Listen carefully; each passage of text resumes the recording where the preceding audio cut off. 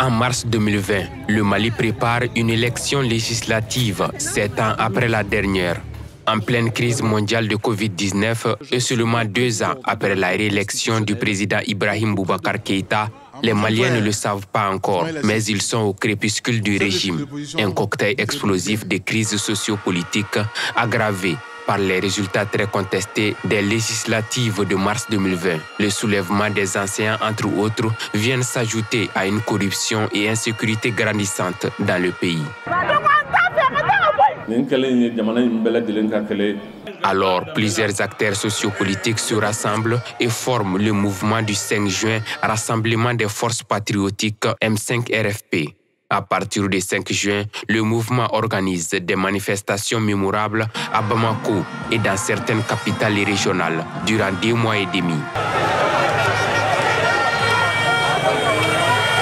Le 10 juillet, les contestations vont jusqu'à une désobéissance civile qui sera soldée par la mort de 23 personnes selon des sources.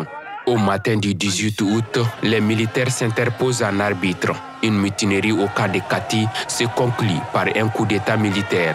Le putsch est consommé, la population sort en masse pour saluer les nouveaux maîtres du pays. Ibeka et son premier ministre sont arrêtés dans la journée et démissionnent le soir.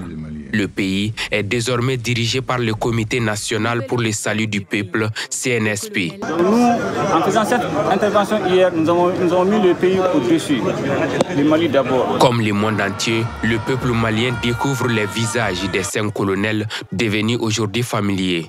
Assimi Goïta, Maliki Diao, Sadio Kamara, Modibo Kone et Ismaël Ouagé. Ce 18 août 2023 marque le 3e anniversaire du 4e coup d'état militaire depuis l'indépendance du Mali. Une journée qui restera dans les annales de l'histoire récente du pays.